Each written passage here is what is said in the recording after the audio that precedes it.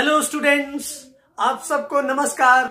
आज का जो हमारा टॉपिक है वो है गॉसेस लॉ के ऊपर। बच्चों, ये गॉसेस लॉ क्या होता है, इसका दूसरा नाम गॉसेस थ्योरम भी हम बोल सकते हैं।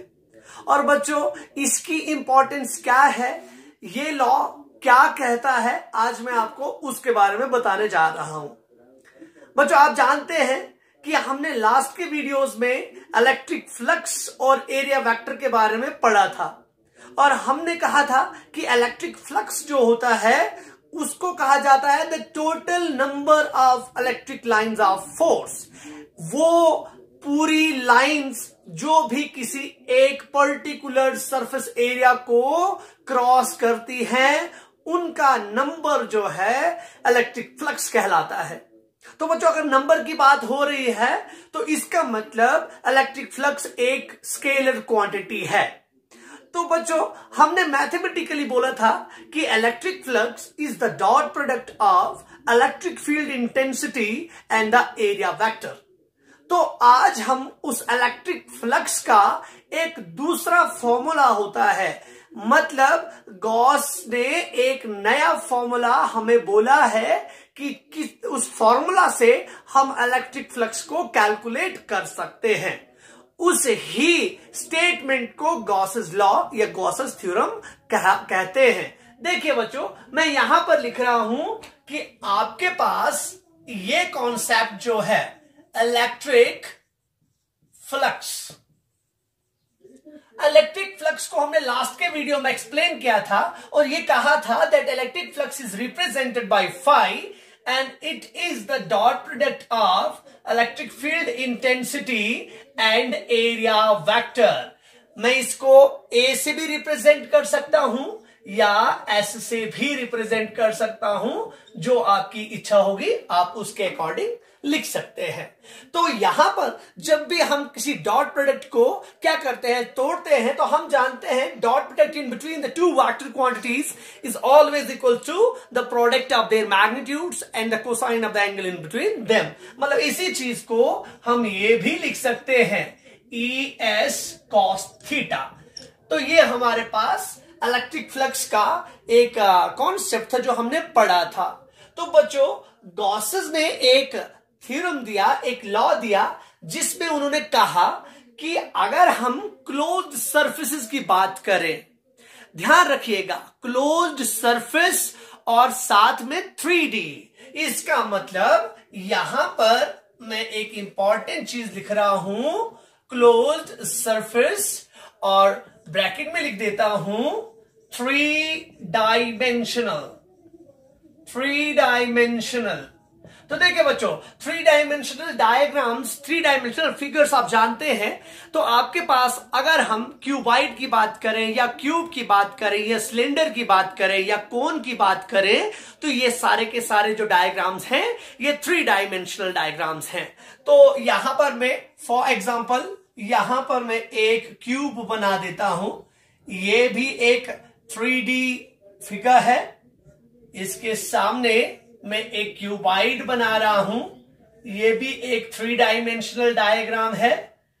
और इसके बाद मैं यहां पर स्फीयर बना रहा हूं, ये भी, इसको सर्कल मत बोलिएगा, सर्कल एक 2 डायमेंशनल डायग्राम होता है। इट्स अ स्फीयर हेयर, ये एक स्फीयर है। और इसके साथ में मैं आगे एक सिलेंडर बना रहा हूं और उसके बाद मैं एक कोन बनाता हूं।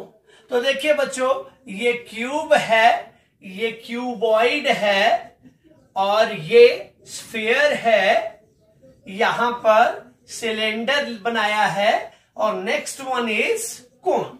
तो बच्चों, ये सारे के सारे जो डायग्राम्स हैं, these figures are the closed figures, but the most important thing is that these all the figures are 3 dimensional figures, these all the diagrams are 3 dimensional diagrams। अब देखिए बच्चों, आप सोच रहे होंगे कि इन्हीं के ऊपर क्या गॉसेस लॉ अप्लाई होता है या नहीं। तो जवाब ये होना चाहिए कि गॉसेस लॉ को अप्लाई करने के लिए पहली बात क्या है, क्लोज्ड सरफेस होना चाहिए। वो कैसा भी हो सकता है। अब देखिए, अगर सपोज मैं यहां पर एक और डायग्राम बना रहा हूं। क्या आपने ऐसा डायग्राम देखा होगा? आप बोल रहे होंगे अभी अभी देखा। तो बच्चों इसका एक फिक्स्ड नाम नहीं है, but it is the closed one and the important thing is that इसको मैं 3D मान रहा हूं, तो इसके ऊपर भी गॉस लॉ अप्लाई होता है। वो मैं पहले से ही आपको क्लियर कर रहा हूं, लेकिन मैंने अभी तक आपको गॉस लॉ के बारे में बोला ही नहीं कि गॉस लॉ होता क्या है। तो देखिए बच्चों, हम गॉस लॉ को समझने के लिए सबसे पहले गॉस लॉ की एक डेफिनेशन जो है उसके बारे में पढ़ेंगे। तो बच्चों गॉस लॉ की बात करी, और ये फ्लक्स इसलिए लिखा क्योंकि इस ही फ्लक्स के बारे में गॉसेस थ्योरम में बोला गया है। उन्होंने कहा कि हम इलेक्ट्रिक फ्लक्स को एक दूसरे तरीके से भी कैलकुलेट कर सकते हैं।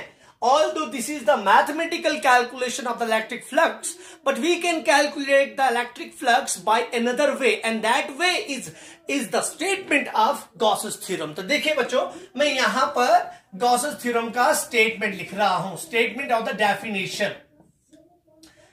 This law states that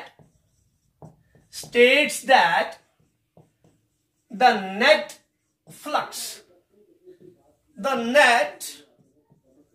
electric flux.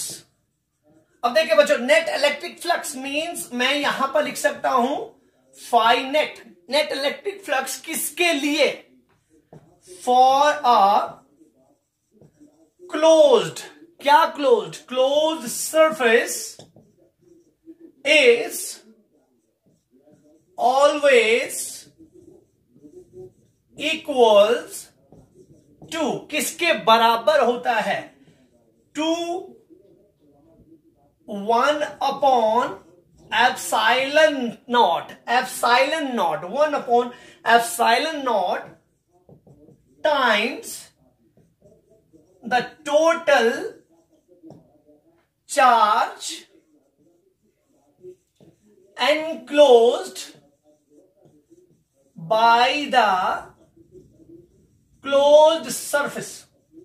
तो देखिए बच्चों, ये डेफिनेशन है, गॉसेस लॉ की डेफिनेशन ये है।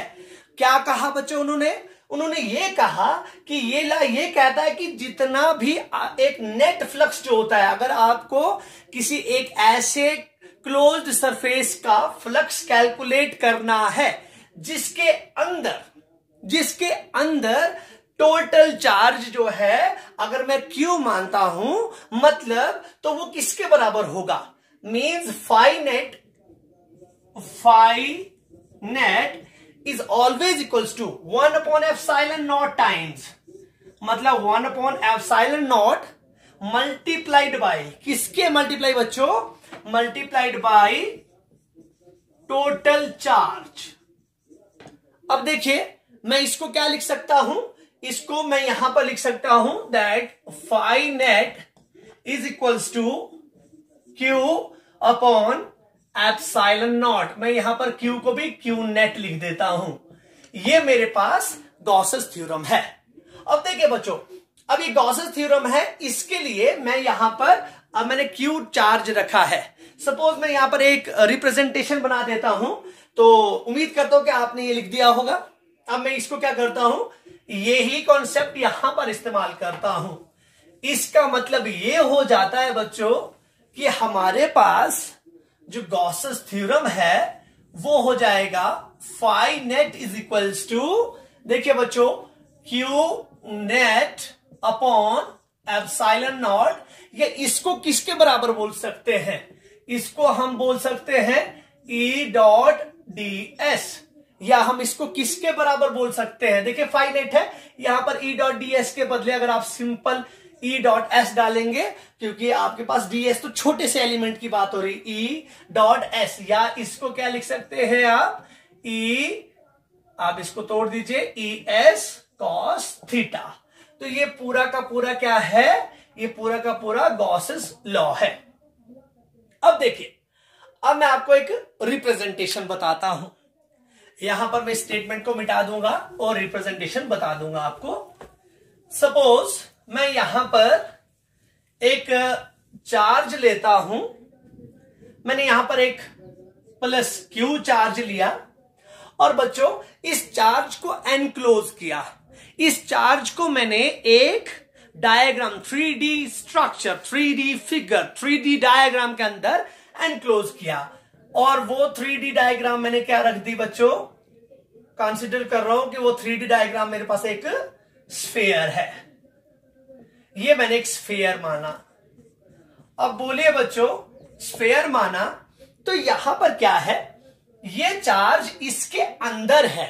ये लिखने का मतलब ये था कि Q चार्ज की वजह से, देखिए अगर इस रिप्रेजेंटेशन पे अगर आपको फ्लक्स दिखाना है Q upon epsilon naught times होगा। अब आप सोच रहे होंगे कि यहां पर मैं सपोज प्लस Q यहां पर डालता हूं। अब मैं इसका आपको प्रूफ देता हूं और उसके बाद सबसे इंपॉर्टेंट चीज जो ये है वो ये होगी कि अगर बच्चों मेरा मन कर रहा है कि मैं इतने से स्फीयर से काम चला रहा हूं, अगर बच्चों मैं इस स्फीयर का साइज बड़ा कर दूं, मतलब इतना सा स्फीयर नहीं, थोड़ा और बड़ा स्फीयर कर दूं, इतना सा स्फीयर रख दूं, तो फिर मेरे पास क्या फ्लक्स में कोई चेंज आएगी, या इसको भी बड़ा कर दूं या इसको छोटा कर दूं तो क्या फ्लक्स में चेंज आएगी? Question is that. तो उसके लिए सबसे पहले मैं यहां पे प्रूफ दिखाता हूं और उसके बाद इसकी जो जड़ है, गॉसेस थ्योरम की जो जड़ है वो सिखाता हूं। पर उससे पहले बच्चों ध्यान दीजिएगा, अगर कभी भी आपसे कोई पूछे कि गॉसेस थ्योरम क्या होती है या गॉसेस लॉ क्या होता है, तो आपका जवाब होना चाहिए गॉसेस लॉ एक ऐसा लॉ है जो इलेक्ट्रिक फ्लक्स को कैलकुलेट करने के लिए इस्तेमाल किया जाता है। दूसरी बात, कौन सी सरफेस होनी चाहिए? क्लोज्ड सरफेस होनी चाहिए। तीसरी बात, एक 3D सरफेस होना चाहिए, 3D डायग्राम होनी चाहिए। ये चीजें आप याद रखेंगे और उसके बाद आप बोलेंगे Q net upon epsilon naught is equals to phi net, और ये तो मैथमेटिक्स है आपके पास इलेक्ट्रिक फ्लक्स का। Now we will move on to the proof of the Gauss's theorem. अब हम प्रूफ करेंगे और उसके लिए भी बच्चों मैं यही एग्जांपल लूंगा और इस चीज को प्रूफ करके दे दूंगा। देखिए बहुत आसान है बच्चों। अब इसका प्रूफ कैसे करेंगे? We will prove it. उसके लिए मैं कंसीडर करता हूं एक चार्ज में पॉजिटिव Q चार्ज कर रहा हूं। और बच्चों आप जानते हैं कि मैंने आपको एक लेक्चर करवाई थी, उसमें मैंने आपको इलेक्ट्रिक फील्ड लाइंस के बारे में बोला था। तो आप जानते हैं पॉजिटिव चार्ज से आउटवर्ड डायरेक्शन में निकलती हैं। सपोज ये पॉजिटिव चार्ज है तो यहां से इस डायरेक्शन में क्या निकलेंगे बच्चों? इस डायरेक्शन में इस तरीके से इलेक्ट्रिक फील्ड लाइंस निकलेंगी। देखिए, these all are the electric field lines. आप बहुत सारी दिखा सकते हैं लेकिन मैंने इतनी काफी दिखा दी। तो देखिए बच्चों, यहां पे हम बोलते हैं पॉजिटिव चार्ज की वजह से डायरेक्शन कहां होती है? आउटवर्ड्स होती है, तो इसलिए मैंने आउटवर्ड्स डायरेक्शन में डाल दिया। अब बच्चों मैं सीधे, ये मैंने एक स्फीयर का एग्जांपल लिया है। अब बोलिए, स्फीयर के अंदर Q चार्ज है, मैं ये कह सकता हूं, अब एरिया वेक्टर आपको मैंने लेक्चर में बोला है, लास्ट वाले लेक्चर में, कि एरिया वेक्टर क्या है, मतलब पूरे स्फीयर का, पूरा स्फीयर एक बॉल का एग्जांपल ले लीजिए, मतलब उसकी पूरी सरफेस का जो एरिया है। तो लेकिन हम यहां पर छोटा सा एरिया एलिमेंट ले सकते हैं, मतलब उस सरफेस एरिया का एक छोटा सा एरिया। तो सपोज मैं यहां पर एक छोटा सा एरिया मानता हूं। अब बच्चों सपोज इसका पूरा एरिया है S, तो छोटा सा पार्ट क्या हो जाएगा बच्चों? ds हो जाएगा। ये स्मॉल एरिया है, it is complete area, this is small area. अब एरिया वेक्टर, अब बोले बच्चों एरिया वेक्टर की प्रॉपर्टीज थी, area vector should be perpendicular to the surface. तो इसके परपेंडिकुलर कैसा होगा बच्चों? वो भी इसी के ऊपर होगा। इसका मतलब, अब देखिए बच्चों, इलेक्ट्रिक फील्ड का डायरेक्शन भी यही और एरिया वेक्टर का डायरेक्शन भी यही, मींस इस एलिमेंट का डायरेक्शन यही। अब बच्चों वही चीज अगर मैं यहां पर करता, यहां पर भी छोटा एरिया ले लेता, तो यहां पर ds आता और यहां वाला जो E है वो भी इस तरीके से आता और इस वाले का ds वेक्टर भी इधर आता।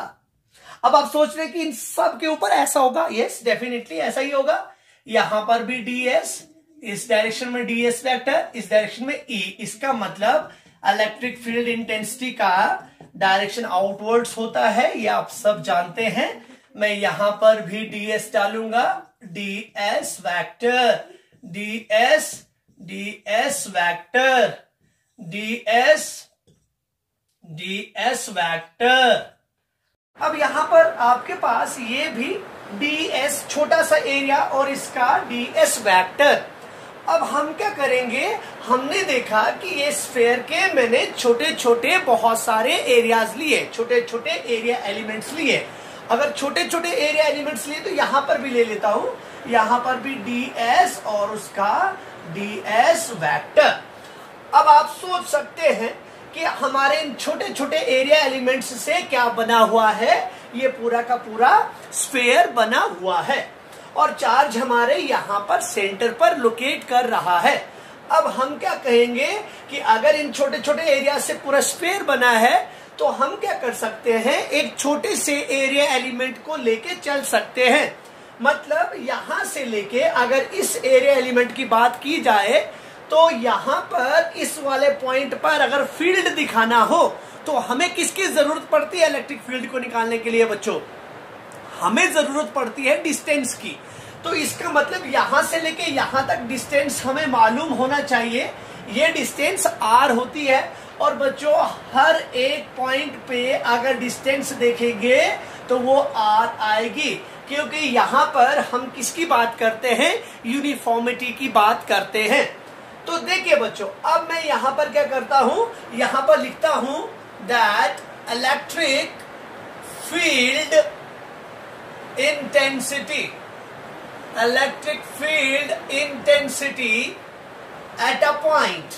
तो हमने ये लास्ट की लेक्चर्स में पढ़ा है, at a point is given by, किसके बराबर होता है बच्चों, वो होता है E equals to 1/4 pi epsilon naught Q upon R square.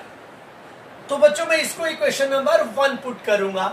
अगर ये क्वेश्चन नंबर 1 है तो हमें किसके बारे में मालूम करना है, हमें तो यहां पर गॉसेस लॉ को प्रूव करना है, फाई को प्रूव करना है। तो मैथमेटिकली हम फाई जानते हैं। तो बच्चों अगर छोटा सा एरिया एलिमेंट है तो छोटा सा फ्लक्स भी होगा। तो मैं यहां पर लिखूंगा small electric flux is d phi. बोलिए बच्चों, इसके लिए डी फाई, इसके लिए d phi, d phi, d phi, बहुत सबके लिए डी फाई। तो मैं एक का डी फाई निकालूंगा और उसके ऊपर कैलकुलस लगाऊंगा, मींस उसके ऊपर एक इंटीग्रेशन लगाऊंगा, वो मेरे पास रिजल्टेंट आंसर दे देगा। देखिए बच्चों, अब डी फाई किसके बराबर होगा बच्चों, D phi is equals to E, तो यही है डॉट डी एस, क्योंकि यहां पर एरिया कौन सा है बच्चों, छोटा सा एरिया होगा। अब मैं इसको क्या लिख सकता हूं, मुझे मालूम है कि डॉट प्रोडक्ट होता है ए बी कॉस थीटा, मतलब यहां पर ए की जगह पे ई है, मैं इसको लिखूंगा E D S cos theta.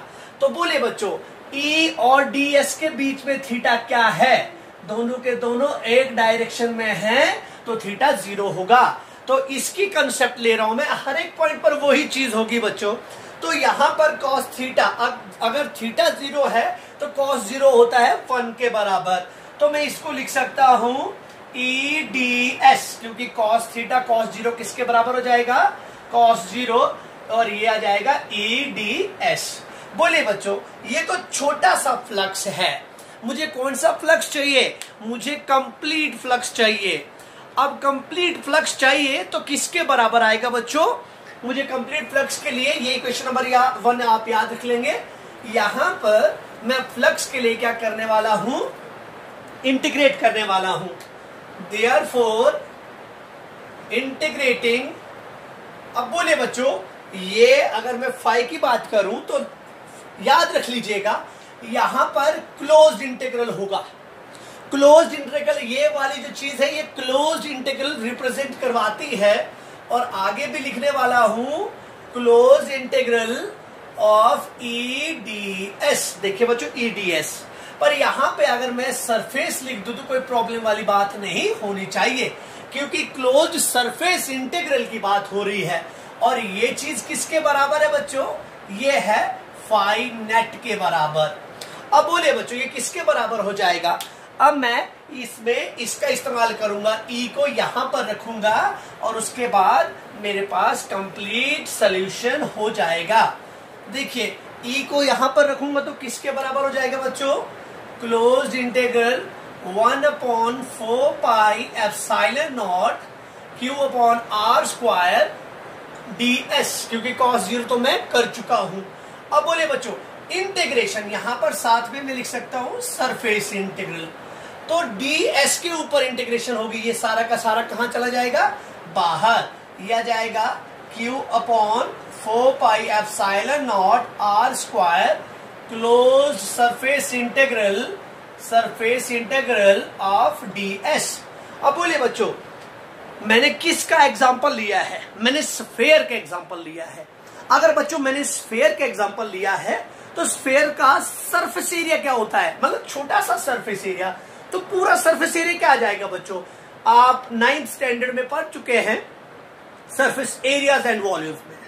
तो surface area of the sphere होता है 4 पाई आर स्क्वायर, तो यहां पर इसका इंटीग्रेशन क्या आ जाएगा बच्चों, Q upon 4 pi epsilon naught R square multiplied by 4 pi R square. ये 4 पाई आर स्क्वायर और ये 4 पाई आर स्क्वायर कैंसिल हो गया, आपके पास बचा Q upon epsilon naught, Q upon epsilon not किसके बराबर आया बच्चों, वो आया फाई नेट के बराबर। This is the Gauss's law. तो बच्चों हमने गॉसेस लॉ को प्रूव भी कर दिया। अब मैं आपको एक बात कहना चाहूंगा कि वो सरफेस, यहां पर स्फेयर की बात थी बच्चों और स्फेयर का रेडियस मैंने आर रखा था और मैंने स्टार्टिंग में आपको बोला था कि अगर मैं इस स्फेयर को बड़ा कर दूं, सपोज मैं इस स्फेयर को बड़ा कर दूं, ये देखिए बच्चों, और इसको मैं 2r डाल दूं, मतलब इसकी जो डिस्टेंस, मतलब यही चीज है बच्चों, ये तो ऐसे ऐसे बढ़ता जाएगा। अब यही जो एरिया एलिमेंट्स थे इनका डिस्टेंस जो है मैं अगर 2r डाल दूं तो बोलिए बच्चों क्या होगा, 2r डाल दूंगा तो यहां पर इलेक्ट्रिक फील्ड इंटेंसिटी के बदले यहां पर 2r स्क्वायर आ जाएगा, क्योंकि उस वक्त डिस्टेंस 2r हो रही होगी।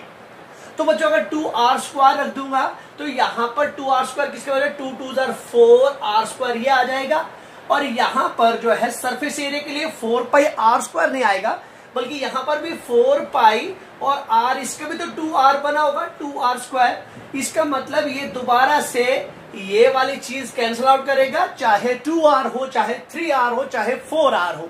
तो हम ये कह सकते हैं कि that flux is independent of that radius, मतलब वो जो फ्लक्स होगा वो इस डिस्टेंस के इंडिपेंडेंट होगा। अब बोलिए बच्चों अगर वो इसके इंडिपेंडेंट है तो चाहे अंदर भी करूं तो अंदर अगर मैं r/2 करूं तब भी वो कैंसिल आउट हो जाएगा, और हमारे पास हर केस में आंसर ये रहने वाला है, phi equals to Q upon epsilon naught. What is the condition for that?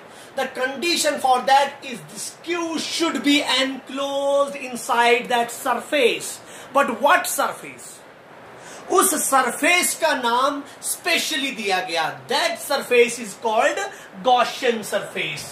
तो देखिए बच्चों हमें हमेशा याद रखना है कि एक सरफेस है गॉसेस लॉ के लिए, जिस सरफेस के अंदर क्या होना चाहिए, चार्ज होना चाहिए। अगर गॉसियन सरफेस के बाहर चार्ज है तो बाहर चार्ज होने पर गॉसेस लॉ को हम उस पर अप्लाई नहीं कर सकते। तो इसका मतलब मैंने एक और चीज बोली आपको, गॉसियन सरफेस। तो बोले बच्चों गॉसियन सरफेस क्या हुई, ये वो सरफेस है जिसके अंदर चार्ज होना चाहिए। इसके अंदर चार्ज अगर होगा तो उसके ऊपर हम ये वाला फॉर्मूला लगा पाएंगे, इसके बाहर अगर हुआ तो उस पर हम फॉर्मूला नहीं लगा पाएंगे। तो एक बात ये आ गई गॉसियन सरफेस, और दूसरी बात ये है कि क्लोज्ड सरफेस होना चाहिए, 3D होना चाहिए, और सबसे इंपॉर्टेंट बात शेप पर कोई भी डिपेंडेंसी नहीं है। इसीलिए तो मैंने स्टार्टिंग में क्यूब का शेप बना के दिया था, क्यूबाइड का शेप बना के दिया था। मतलब आपके पास चाहे क्यूब हो चाहे क्यूबाइड हो, अगर इसके अंदर चार्ज क्यू है तो फॉर्मूला यही होगा। तो बच्चों क्या सीखा हमने? ये सीखा कि गॉसियन सरफेस जो है उस पर डिपेंड करता है, मतलब सरफेस के अंदर चार्ज होना चाहिए, इसका मतलब शेप पर कोई भी डिपेंडेंसी नहीं हुई। This is all about the Gauss's law and it's proof. और बच्चों नेक्स्ट वीडियो में मैं आपको गॉसेस लॉ के रिलेटेड जो उसकी एप्लीकेशंस होंगी और कूलम्स लॉ को गॉसेस लॉ में से कैसे निकाला जा सकता है वो दिखाने जाऊंगा। Thank you so much, have a nice day.